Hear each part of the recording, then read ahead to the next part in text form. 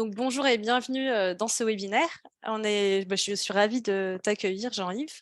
Donc c'est Jean-Yves Bourré, qui va nous parler d'animisme et donc je suis Marianne Bernasconi et je m'intéresse tout particulièrement à notre relation au vivant et comment on peut faire en sorte de régénérer plutôt que de continuer à détruire notre environnement. Donc le sujet qui m'avait vraiment, interrogée, c'était que j'étais toujours persuadée que l'Amazonie, c'était en fait une forêt vierge, comme on dit, donc vierge de toute humanité. Jusqu'au jour où j'ai appris qu'en fait, l'Amazonie, si elle était aussi riche en biodiversité, c'est parce qu'en fait, c'était un jardin qui avait été cultivé pendant des milliers d'années par les populations humaines, entre autres, qui y habitaient. Et c'est grâce à leur présence qu'on peut avoir toute cette richesse et cette biodiversité. On voit d'ailleurs que 80% de la biodiversité mondiale est située sur des territoires où vivent les peuples premiers. Et donc, on peut en déduire qu'ils ont un rôle particulier avec le vivant. Ce qui m'interroge vraiment, c'est de savoir plus sur pourquoi eux y arrivent et pas nous, et quelle est leur vision? Qu'est-ce qui fait qu'ils y arrivent? Donc avant de rentrer dans le vif du sujet, je vais présenter, Jean-Yves. Donc Jean-Yves, toi, tu as découvert, la spiritualité à l'âge de 9 ans, et à 23 ans, donc tu es devenu ce qu'on appelle un rêveur de tonnerre. On va en parler juste après pour savoir ce que c'est. Et ça fait, 40 ans que tu voyages dans le monde entier, que tu reçois des enseignements, par, des peuples, dont des natifs d'Amérique du Nord, des Andes, de Sibérie. Et tu as d'ailleurs écrit en 2021 un livre qui s'appelle Chamanisme Animisme, Chamanisme. Donc, peut-être pour démarrer, et tu pourras compléter aussi ce que je viens de dire, mais pour démarrer, qu'est-ce que c'est qu'un rêveur de tonnerre? Alors d'abord, bonjour à tout le monde. Alors, qu'est-ce que c'est qu'un rêveur de tonnerre? Ben, c'est quelqu'un qui en rêve est traversé par la foudre. Donc, en fonction des communautés, ça peut être alors le rêve est très important, hein, dans toutes, les communautés autochtones. Donc, une nuit, je rêve et je suis, justement dans la vallée de la Gordolasque, c'est-à-dire, dans le Mercantour, une vallée que je connais bien. Et voilà, je suis là en rêve et puis d'un coup, je suis traversé de la tête aux pieds, par un éclair, à tel point que je me suis réveillé en sursaut, j'ai senti mes cheveux se dresser sur la tête, j'avais l'impression que les pieds étaient brûlés, mais j'ai regardé, non, j'avais rien du tout, mais par contre ça a été d'une violence extrême. Donc qu'est-ce que c'est que cette histoire d'être traversé par la foudre en rêve? Bon après, comment dire? Les peuples tonnerres sont revenus, à de nombreuses reprises. Mais, être traversé par la foudre à la base, c'est en fait, qu'est-ce qu'une décharge de foudre? C'est, un canal ionique et puis le tonnerre, c'est l'effondrement de ce canal ionique et en fait, c'est exactement le même système à l'intérieur du corps, c'est-à-dire que, être traversé par la foudre, c'est faire en sorte de laisser la place, pour laisser passer l'esprit. Donc c'est l'esprit lui-même qui décide, hein, et il se fait la place pour venir après, à volonté, dans la personne. Voilà ce que c'est qu'un rêveur de tonnerre. Et alors plus particulièrement, donc on va parler aussi d'animisme dans ce rapport au vivant.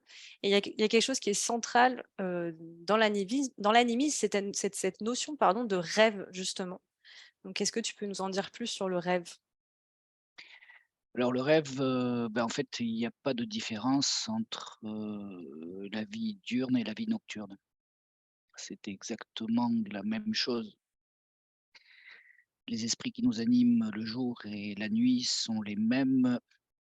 Les univers sont pas forcément exactement les mêmes, mais ils ont des points de liaison et de rencontre, heu et même dans d'autres rêves, je peux dire, il y a une infinité d'univers.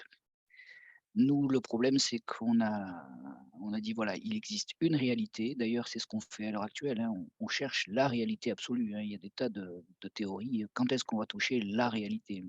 La grande question, est-ce que l'homme est prévu pour, entre guillemets, «tout connaître»? C'est pour ça que les peuples premiers parlent du grand mystère, hein. C'est-à-dire qu'il y a ce qu'on peut connaître. La connaissance, c'est l'union du savoir et du vécu.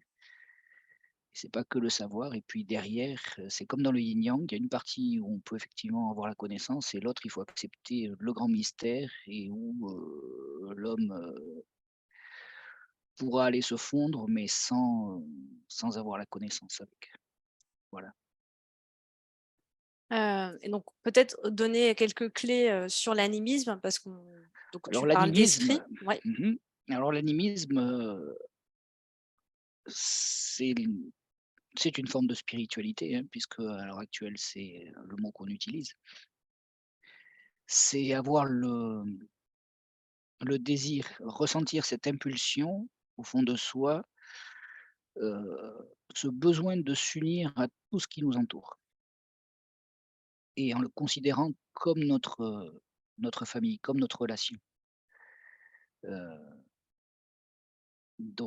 Avant de rentrer par exemple, dans la thémascale, on demande à toutes nos relations. Toutes nos relations, c'est l'herbe, c'est l'arbre, c'est le soleil, c'est les participants, c'est tout le monde, c'est Donc exactement une pareil.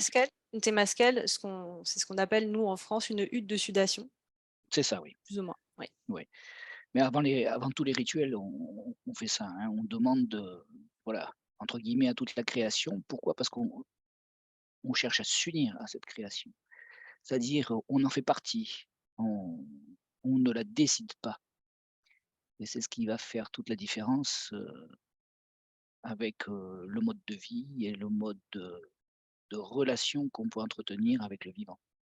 Et est-ce qu'on Soit peut différencier nous, on va dire occidentaux, est-ce on se différencie des peuples premiers par rapport à cette relation et cette vision du monde? Ah oui, complètement, et on décide tout sans rien demander. Normalement, on demande et en fonction de la réponse, on agit. Voilà, ça c'est alors qu'ici on agit, simplement parce qu'on y trouve un intérêt. Mmh. Alors concrètement, comment ça se traduit cette demande? Concrètement, ça se traduit, ben, tout simplement parce que l'être humain est de même nature que le vivant et donc au niveau spirituel, bon, je ne veux pas trop entrer dans les détails et je ne veux pas pousser trop loin, mais disons qu'au niveau spirituel, c'est l'esprit et donc tout est animé d'esprit et de la même façon que là, on est en train de dialoguer tous les 2, parce qu'on a un esprit, ben, comme tout a un esprit dans la nature, il est possible de le faire de la même façon. Mais ça, pour ça, il faut se mettre en état pour pouvoir le réaliser. C'est-à-dire, si on est affairé, quand je dis affairé, c'est il y a le mot affaire qui est derrière.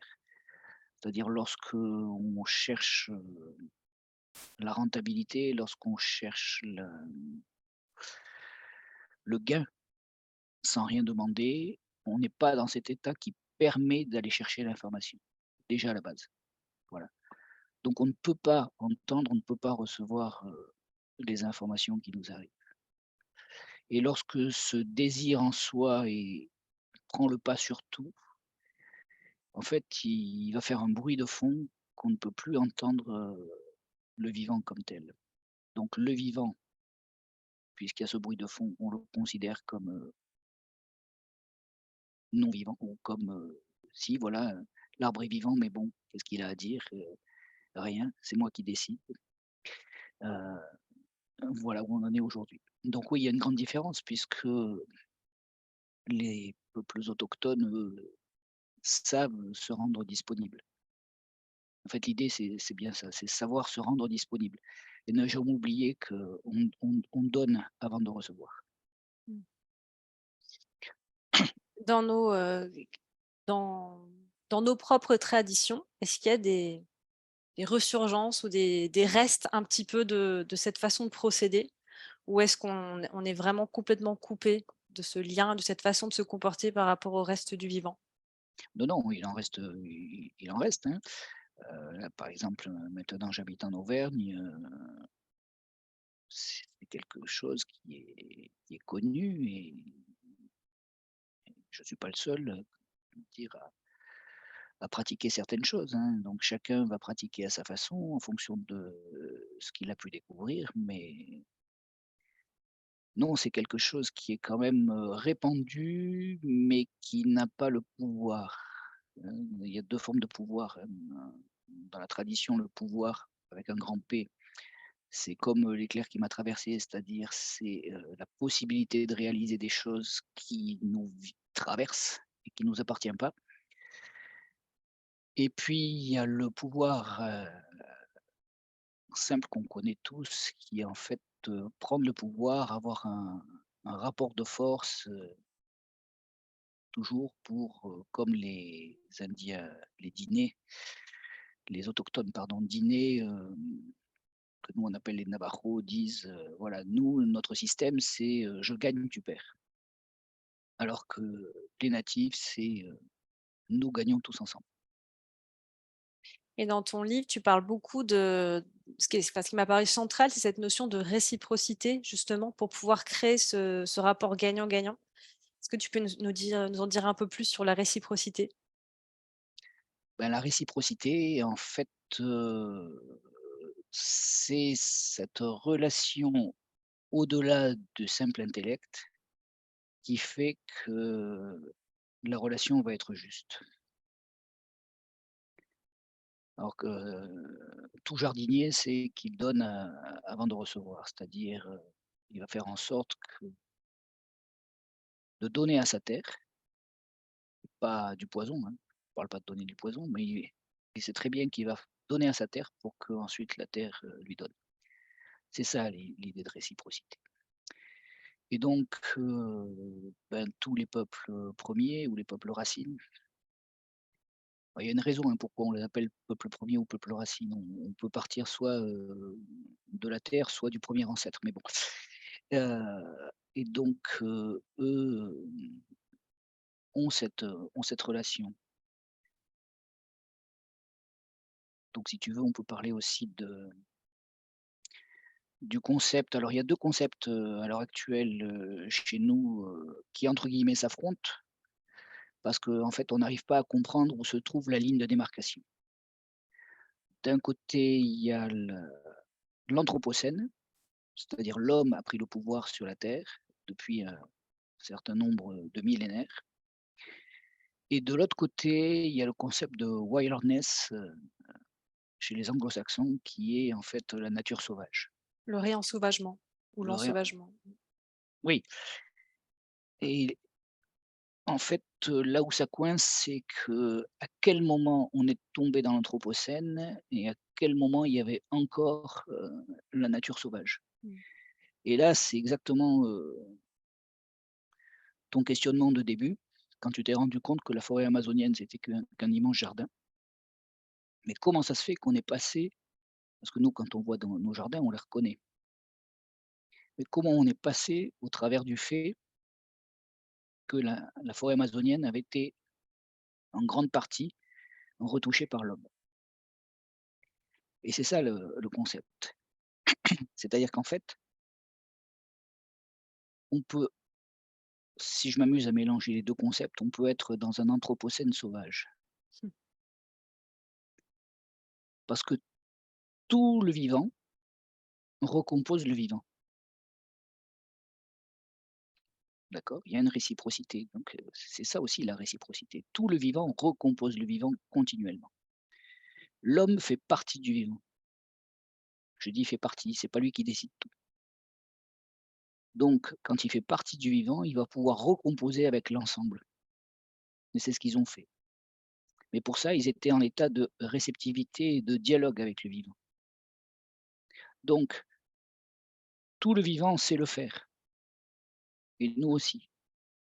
Et puis à un moment donné, on n'a plus su le faire parce qu'on n'a plus voulu le faire, parce qu'il a fallu, faire du stock. Parce que la 1re idée, c'était de faire du stock, en grains ou du stock, sur pattes, c'est-à-dire des troupeaux.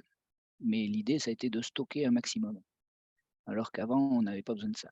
Donc à partir de là, heu, les choses ont commencé à se gâter et on a commencé à décider à la place d'eux, et voilà. Donc je dis toujours, nous faisons partie de l'équation, nous ne sommes pas l'équation. Et à un moment donné, on a décidé d'être l'équation et de tout décider. Et et c'est ce qui pose problème aujourd'hui, et c'est pour ça qu'on en est là. Et dans ce rapport au vivant, il y a un autre concept central et qui est très lié avec cette notion de réciprocité, c'est aussi la gratitude. Et il me semble que cette gratitude, elle s'exprime souvent sous une forme poétique. Donc quel est le rôle de la poésie dans ce lien entre l'humain et le reste du vivant? Alors effectivement, on va dire tout toutes les approches animistes, pour ne pas dire chamaniques, sont poétiques. Parce qu'il y a le langage, on va dire, universel de la terre-mère, qui est un langage, où on n'utilise pas les mots et ça, il reste encore, des communautés qui savent le faire et puis juste après, bon, ben, après il y a la langue parlée. Mais le pouvoir avec un grand P de la poésie, c'est sa capacité à effacer toute distance entre moi et l'autre. C'est-à-dire que l'un des premiers, hein, puisque je parlais tout à l'heure, l'impulsion, c'est de s'unir au vivant.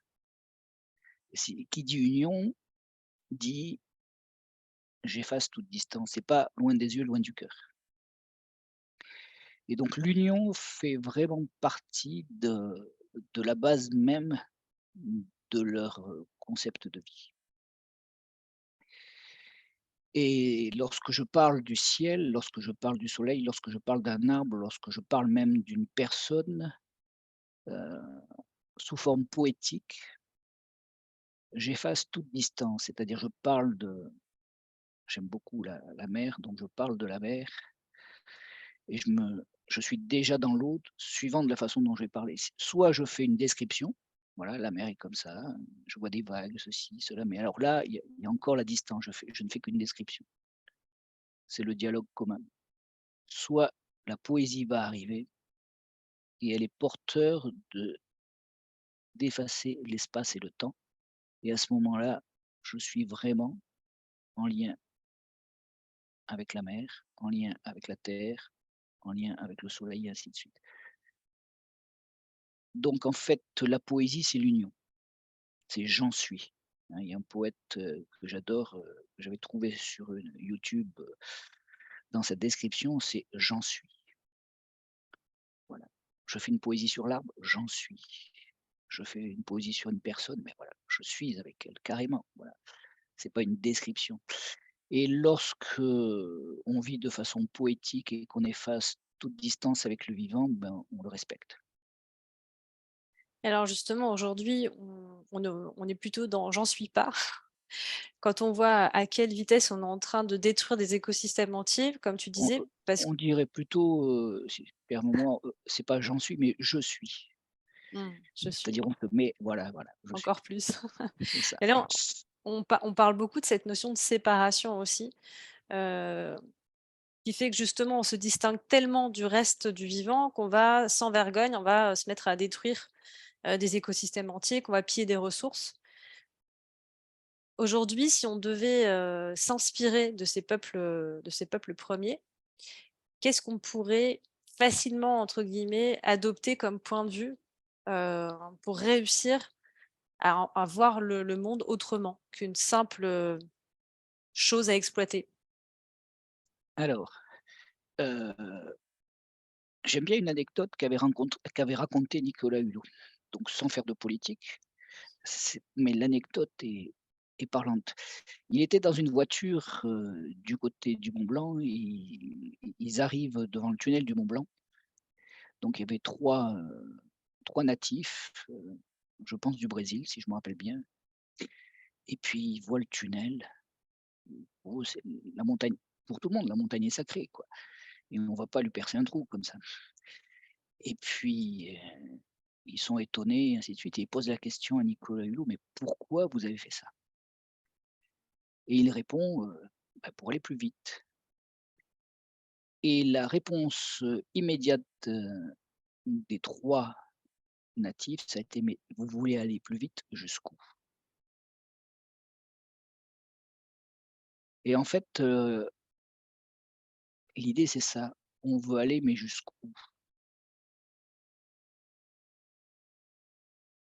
même au niveau de la c'est pas tout à fait le sujet, mais c'est exactement la même chose. C'est-à-dire que ce qu'on fait à l'arbre, ce qu'on fait à la forêt, on se le fait entre nous.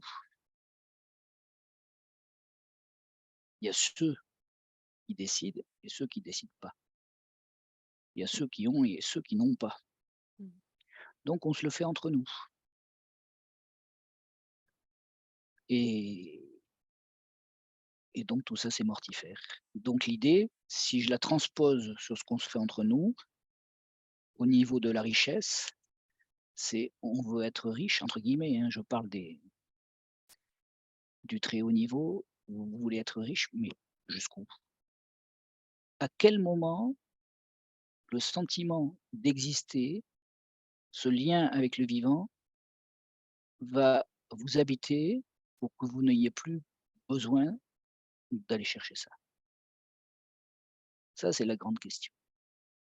Puis bien sûr, il y a pas que, hein, après ça descend dans «l'échelle des valeurs», entre guillemets, l'échelle sociale et on devrait tous se poser la question: «Oui, mais jusqu'où?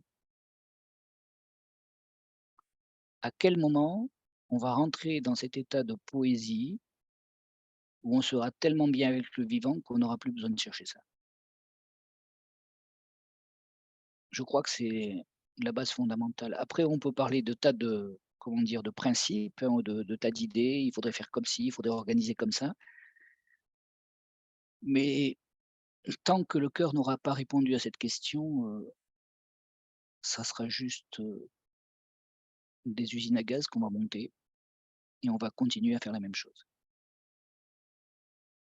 Dans une autre discussion qu'on avait eue, tu me disais que aujourd'hui, notre problème finalement, c'était qu'on n'arrivait pas à gérer l'abondance, Oui, alors qu'on est c'est ça. persuadé de vivre dans la rareté. Est-ce que tu peux en dire plus sur cette abondance auquel, on a accès et qu'on est incapable de gérer? Bah, c'est toujours pareil, hein, c'est-à-dire qu'en fait, lorsqu'il y a la pénurie, lorsqu'on est en survie et un certain nombre, de natifs, vivent, dans des conditions difficiles, pas tous, hein. Il y a aussi des forêts d'abondance et cetera, mais déjà les liens sont très forts, on respecte ce qu'il y a autour, on va pas massacrer tous les animaux parce que sinon on sait que, beh, on n'aura plus et donc voilà quoi. Donc Donc c'est le principe en fait de voir l'abondance et de s'assurer que l'abondance reste après nous, après qu'on en quelque sorte qu'on prélève une partie, bah, c'est bien ça? l'abondance, c'est voilà, ne pas savoir gérer l'abondance, c'est l'abondance jusqu'où? D'ailleurs, on s'en est rendu compte, hein, avec le covid ou avec, voilà, on est allé dans les magasins et puis il y avait tout un tas de références qui avaient disparu et on n'a pas l'habitude de ça. Parce que c'est normal, c'est normal. Heu, je souriais, à écouter, une émission de télévision où les chroniqueurs étaient, comment dire? Interloqués du fait qu'on ne trouve plus d'antibiotiques. Il y a tout un tas de médicaments et d'antibiotiques qu'on ne trouve et ils se posaient la question: «Oui, mais comment on fait pour, pouvoir les trouver?» C'est-à-dire qu'en fait, dans leur idée, c'était tellement normal qu'on ait accès à tout, qu'ils se disaient la question c'était: «Mais quand est-ce que ça va revenir à la normale?» Mais on a tout fait pour, comment dire? Pour modifier notre système d'échange. Voilà. Alors oui, peut-être que l'abondance, ça change, effectivement avec l'opulence, mais est-ce que dans la tête de tout le monde, il y a cette différence? Parce qu'effectivement, c'est bien de poser la question, mais moi je pose la question, est-ce que dans la tête de tout le monde, il y a cette différence? Mmh. Peut-être pas. Peut-être pas. Parce que l'abondance, de la relation aussi, c'est bien. Mmh. Oui, il y a toutes sortes d'autres, aspects, on va dire, pas forcément matériels, qu'on a c'est en ça. abondance et c'était en je posais cette question aussi en résonance par rapport à ce que tu disais juste avant. Jusqu'où est-ce qu'on va aller plus vite? Jusqu'où on va continuer à prendre, que ce soit à plus pauvre ou à tout ce qui est vivant, pour notre propre satisfaction personnelle, alors qu'on a toutes sortes d'abondances finalement qui ne sont pas forcément matérielles. Et pour revenir aussi sur cette histoire d'abondance, en ce moment, je suis en train de lire, le livre, «Tresser les herbes sacrées» d'une américaine qui est d'origine Potawatomi, si je le dis bien, si je prononce bien. Et en fait, elle dit que pour qu'il y ait de l'abondance après nous, ce qui est très important, c'est de jamais cueillir la première plante et de ne jamais cueillir la dernière plante, tout en ne prenant que ce dont on a besoin. Et en fait, c'est un concept qui est, très simple, qui est très évident et on se rend compte qu'autour de nous, c'est pas du tout le cas. C'est-à-dire on pille, on pille, on pille et sans étancher notre soif finalement. Et en même temps, l'auteure disait elle-même que parfois quand elle part à la cueillette d'asperges sauvages, bah, parfois elle a du mal à se retenir. C'est tellement agréable de cueillir, récolter que parfois elle a du mal à se dire: «Bah non, là je m'arrête, c'est suffisant». Comme si en nous, quelque part, il y avait une espèce de soif qu'on avait du mal C'est le syndrome du à caddie. mitiger. Du pardon? Du C'est caddie? le beh, oui, on le Ouais, remplit. c'est ça et on a oublié des sagesses, très enfin de bon sens, presque. C'est ça. On arrive vers la fin de cette discussion. Est-ce que tu as quelque chose que tu voudrais rajouter? Quelque chose qu'on a peut-être omis, Jean-Yves? Il y a beaucoup de choses, j'avais une idée à l'instant là, mais je t'ai écouté parler et franchement, elle est partie, mais je tenais à en parler. Bon, ce sera peut-être pour un autre podcast. Voilà, OK. En tout cas, moi, je voulais clôturer sur une de tes citations, qui dit: «Notre terre-mère n'est pas un coffre-fort à piller sans vergogne. L'amour de la force et la force de l'amour coexistent depuis bien longtemps.